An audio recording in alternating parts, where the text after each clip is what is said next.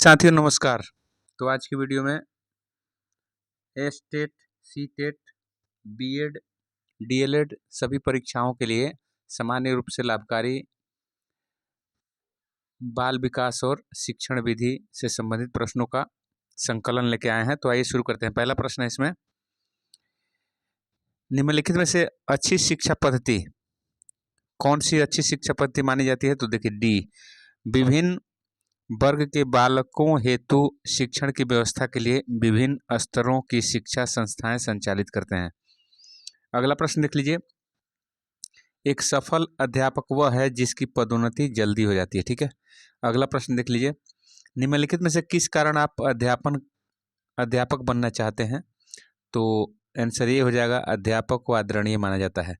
अगला प्रश्न देख लीजिए, निम्नलिखित संबंधों में से कौन सा संबंध अध्यापक और छात्र के मध्य श्रेयस्कर होता है? तो ऑफिसर और सेवक का। ठीक है जी। अगला प्रश्न देख लीजिए, वह अध्यापक सूची रह जाता है जो अध्यापन को द्रव्योपार्जन का साधन मानता है। ठीक है जी। जो पैसा ज़्यादा लेते हैं, पैसा कमाना ही उद्देश्य होता है, वो शिक्षक आदर्श शिक्षक नहीं बन पाते हैं। देखिए, छात्र उस अध्यापक को सदैव याद करते हैं जो समझा कर पढ़ाते हैं। ठीक है जी। अगला प्रश्न देख लीजिए, लिखा है, वे अध्यापक विद्यार्थियों द्वारा अधिक पसंद किए जाते हैं जो कक्षा में अच्छी तरह से पढ़ाते हैं। ठीक है जी। अगला प्रश्न देख लीजिए, निम्नलिखित में से अध्यापक के लिए सर्वाधिक आवश्यक क्या है? तो अध्ययनशीलता होना, अध्ययनशील होना। ठीक है जी। निम्नलिखित में से किस कारण आप अध्ययन कार्य को पसंद कर रहे हैं? तो प्रारंभ से ही आपकी रुचि पढ़ने और पढ़ाने में रही है, इस कारण से। ठीक है जी। आंसर डी हो जाएगा। अगला प्रश्न देख लीजिए, पाठ्य पुस्तकों के अतिरिक्त अन्य पुस्तकों के पढ़ने में निम्नलिखित में से शिक्षकों को सर्वाधिक लाभ होता है? तो क्या लाभ होता है? अनुसंधान कार्य में सहायता मिलता है। ठीक है जी। अगला प्रश्न देख लीजिए, आपके विचार से निम्नलिखित में से कौन सा उत्तम शिक्षक है? तो आंसर ए हो जाएगा, जो उच्च आदर्शपूर्ण बातों पर जोर देते हैं। ठीक है। अगला प्रश्न देख लीजिए, निम्नलिखित में से सफल शिक्षक किसे माना जाता है?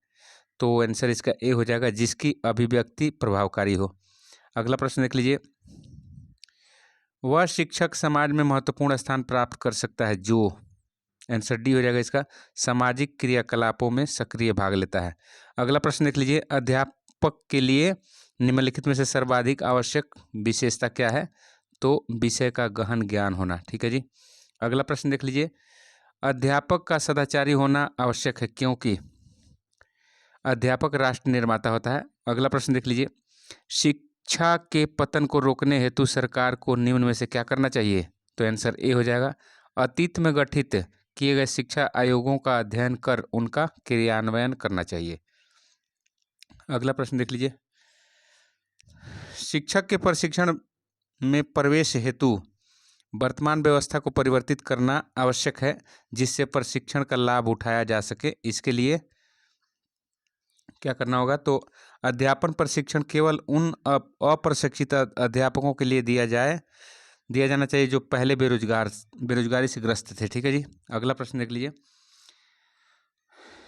विद्यालय में बच्चों के कार्य निष्पादन एवं व्यवहार परिमार्जन के मूल्यांकन हेतु सर्वाधिक आवश्यक है शिक्षक में क्या आवश्यक है?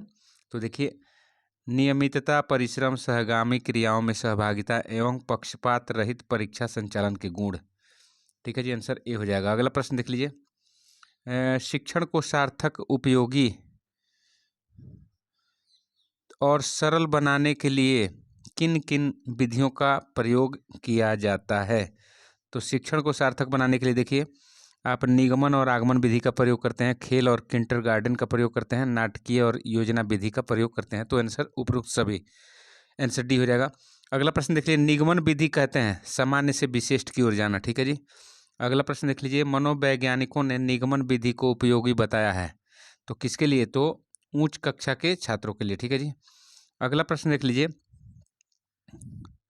अगला प्रश्न है, निगमन विधि उच्च शिक्षा के छात्रों के लिए उपयोगी मानी गई है क्यों मानी गई है? तो पहला देखिए, उच्च कक्षा के छात्र परिपक्व आयु के होते हैं, उनका मानसिक विकास ज़्यादा होता है, चिंतन क्षमता भी ज़्यादा होती है। ठीक है जी। देखिए, अगला प्रश्न है, आगमन विधि से अभिप्राय क्या है? तो विशेष से सामान्य की ओर जाना आगमन विधि होता है।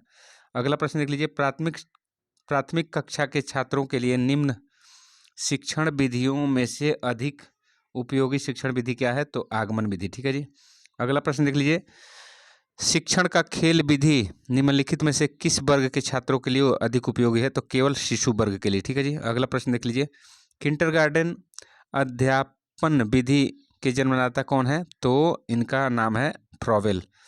फ्रॉबेल के शिक्षण का सबसे उपयोगी माध्यम क्या है? तो खेल है। अगला प्रश्न देख लीजिए, फ्रॉबेल के अनुसार शिक्षक का कार्य क्या है? तो उपरोक्त सभी देखिए, बच्चों को खेल की प्रेरणा देना, खेल के उचित और लाभप्रद तत्वों को प्रोत्साहित करना, अनुचित और हानिप्रद तत्वों को हतोत्साहित करना। अगला प्रश्न देख लीजिए, किंडरगार्टन प्रणाली मुख्यतः आधारित है किस पर? खेल के विधि पर। ठीक है जी। अगला प्रश्न देख लीजिए, मॉन्टेसरी शिक्षा प्रणाली के जन्मदाता मारिया मॉन्टेसरी। अगला प्रश्न देख लीजिए, मॉन्टेसरी प्रणाली में विद्यालय को क्या कहा जाता है? तो बाल भवन। मॉन्टेसरी शिक्षण प्रणाली निम्नलिखित में से किस वर्ग के व्यक्तियों के लिए उपयुक्त है? तो बच्चों के लिए। ठीक है। अगला प्रश्न देख लीजिए, नाटकीय अध्यापन विधि सीखने व सिखाने की प्रक्रिया प्रस्तुत की जाती है तो नाटक के रूप में। देखिए, नाटकीय शिक्षण विधि निम्नलिखित में से किस वर्ग के व्यक्तियों के लिए अधिक उपयोगी है? तो उपरोक्त सभी मतलब बच्चों के लिए, वयस्कों के लिए और वृद्धों के लिए। अगला प्रश्न देख लीजिए, नाटकीय शिक्षण विधि निम्नलिखित में से किस विषय के लिए उपयुक्त नहीं है? तो गणित के लिए। ठीक है जी। योजना शिक्षण प्रणाली में विद्यार्थियों के समक्ष प्रस्तुत किया जाता है तो यथार्थ जीवन से संबंधित कुछ समस्याओं को। ठीक है जी। अगला प्रश्न देख लीजिए, योजना विधि को व्यवहारिक रूप से क्रियाशील निम्नलिखित शिक्षा शास्त्रियों में से किसके द्वारा किया गया? तो किलपैट्रिक के द्वारा। देखिए, सामूहिक विवेचन विधि में क्या होता है? तो इस विधि में किसी पाठ्य विषय पर सभी विद्यार्थी एकत्रित होकर विचार विमर्श करते हैं। अगला प्रश्न देख लीजिए, व्याख्यान विधि में क्या होता है? तो व्याख्यान विधि में देखिए उपयुक्त सभी होता है, शिक्षक मौखिक रूप से या पांडुलिपि देखकर किसी पाठ की विषय वस्तु पर भाषण देते हैं। भाषण की अवधि में छात्र कोई प्रश्न नहीं पूछ सकते। कक्षा में शांति से बैठकर छात्र शिक्षक के औपचारिक भाषण को सुनते हैं। ठीक है जी। अगला प्रश्न देख लीजिए, व्याख्यान विधि किसके लिए आवश्यक है? तो यह उच्च कक्षा के विद्यार्थियों के लिए। देखिए, अन्वेषण विधि का जन्मदाता किसे माना जाता है? तो आर्मस्ट्रांग को। अगला प्रश्न देख लीजिए, कक्षा अध्यापक होने के नाते आपको छात्रों के कल्याण हेतु निम्नलिखित में से क्या करना चाहिए? तो आंसर इसका उपयुक्त सभी मतलब आप बच्चों के लंच बॉक्स देखेंगे, वह पोषक आहार लेने के लिए सलाह देंगे, बच्चों की पुस्तकों, कॉपियों व बस्तों का आकस्मिक निरीक्षण करेंगे। आप अपनी कक्षा में छात्रों के बस्ते का समय समय पर निरीक्षण करेंगे, वह मॉनिटर की सहायता से भी इस काम को कर लेंगे। ठीक है जी। अगला प्रश्न देख लीजिए, छात्रों द्वारा गलती करने पर शिक्षकों द्वारा निम्न में से क्या व्यवहार किया जाना चाहिए?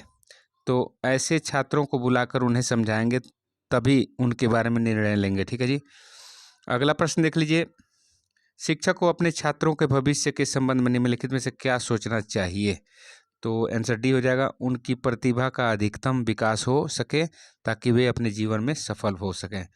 अगला प्रश्न देख लीजिए, अध्यापक के रूप में आप अपने छात्रों के साथ निम्नलिखित में से किस प्रकार का व्यवहार करेंगे? तो आंसर बी हो जाएगा, माता पिता व अध्यापक सम्मेलन के माध्यम से वह विद्यालय में छात्र के निरीक्षण द्वारा उसे जानने का प्रयास करेंगे। अगला प्रश्न देख लीजिए, यदि आपका विद्यालय बाढ़ के कारण लंबे समय तक बंद रहा है तो आप छात्रों की पढ़ाई की क्षतिपूर्ति हेतु निम्न में से क्या उपाय करेंगे? तो आंसर सी हो जाएगा, विद्यालय की समय तालिका में निर्दिष्ट चक्रों पीरियड के अतिरिक्त आवश्यकता अनुसार छात्रों को अतिरिक्त समय देंगे। ठीक है जी। अगला प्रश्न देख लीजिए, किसी व्यावसायिक शिक्षा की निम्नलिखित में से क्या प्राथमिकता होनी चाहिए? तो क्या प्राथमिकता होनी चाहिए? तो आंसर इसका हो जाएगा सी, हर स्थिति में गुणवत्ता को स्थापित करना। ठीक है जी। अगला प्रश्न देख लीजिए, अगला प्रश्न है, यदि आप एक कुशल डॉक्टर हैं तो आप निम्न में से अर्जन करेंगे? तो रोगियों की सेवा का अवसर अर्जन करेंगे, धन अर्जन करेंगे, नाम व आदर अर्जन करेंगे। तो उपयुक्त सभी आंसर हो जाएगा। ठीक है जी। अगला प्रश्न देख लीजिए, किसी व्यवसायी की सफलता निम्नलिखित में से निर्भर करती है किस पर? तो लोगों को प्रसन्न रखने की नीति पर। ठीक है जी। अगला प्रश्न देख लीजिए, शिक्षक संघ के नेता होने के नाते बहुत सारे अन्य दायित्वों के निर्वहन हेतु निम्नलिखित में से आप क्या करना चाहेंगे? तो अतिरिक्त समय में संपर्क एवं संगठन का कार्य करेंगे। ठीक है जी। अगला प्रश्न देख लीजिए। किसी साथी अध्यापक से आपका मतभेद हो जाए तो आप निम्नलिखित में से क्या करेंगे? तो आंसर ये हो जाएगा, विद्यार्थियों से किसी भी साथी की आलोचना नहीं करेंगे, परंतु अपने साथियों एवं मित्रों से अपने विचार प्रकट कर सकते हैं। अगला प्रश्न देख लीजिए। डाल्टन प्रणाली में बालकों को सुअवसर प्रदान किए जाते हैं योग्यता के क्रम में। ठीक है जी। अगला प्रश्न देख लीजिए। डाल्टन प्रणाली के संदर्भ में सत्य कथन क्या है? तो सत्य कथन इसमें सभी है। देखिए, डाल्टन प्रणाली में विषयवार प्रयोगशालाओं की आवश्यकता अनुभव की जाती है। डाल्टन प्रणाली बालकों के अभिव्यक्त विकास पर बल देती है। डाल्टन प्रणाली बालकों को पूर्ण स्वतंत्रता प्रदान करती है। 53 देखिए, डाल्टन प्रणाली के संदर्भ में असत्य कथन क्या है? तो असत्य कथन देखिए, डाल्टन प्रणाली बालकों की प्रगति की रिपोर्ट नहीं रखती, ये गलत है। बाकी सभी सही है। डाल्टन प्रणाली अनुशासन समस्याएं नहीं रहती, डाल्टन में अनुशासन समस्याएं नहीं होती है। डाल्टन प्रणाली में बालकों के मनोविज्ञान का ध्यान रखा जाता है। डाल्टन प्रणाली में बालक स्वयं करके सीखता है। ठीक है जी। अगला प्रश्न देख लीजिए। डाल्टन प्रणाली नाम रखा गया है तो इसे लागू करने वाले स्थान के नाम पर। ठीक है जी। अगला प्रश्न देख लीजिए। हेलेन पार्कहर्स्ट नाम जुड़ा हुआ है तो किससे? तो डाल्टन प्रणाली से। देखिए, डाल्टन प्रणाली का अन्य प्रचलित नाम क्या है? तो प्रयोगशाला प्रणाली। डाल्टन प्लान में शिक्षक की स्थिति बताई गई है पथ प्रदर्शक के रूप में। ठीक है जी। अगला प्रश्न देख लीजिए। निम्नलिखित परिभाषा के शब्द किस विद्वान के हैं? तो डाल्टन प्रणाली में एक ठेका व्यवस्था शामिल है तो यह कथन किनका है? तो ग्रेव्स का। अगला प्रश्न देख लीजिए। अगला प्रश्न है इसमें, बालकों को एक नियत कार्य देने के उपरांत उन्हें प्रयोगशाला में उसे पूरा करने का उत्तरदायित्व सौंपा जाता है तो प्रोजेक्ट प्रणाली में। देखिए, फ्रॉबेल के अनुसार आत्म अभिव्यक्ति के प्रमुख रूप क्या हैं? तो उपरोक्त सभी, मतलब गीत, गति और रचना। तो आज की वीडियो में इतना ही। अगले वीडियो में फिर मिलते हैं। तब तक के लिए जय हिंद, जय भारत। पढ़ते रहिए, बढ़ते रहिए और इसको वीडियो को शेयर करिए, लाइक करिए, कमेंट करिए। हम आपके लिए मेहनत कर रहे हैं, आप शिक्षक जरूर बनेंगे। Best of luck. Thank you.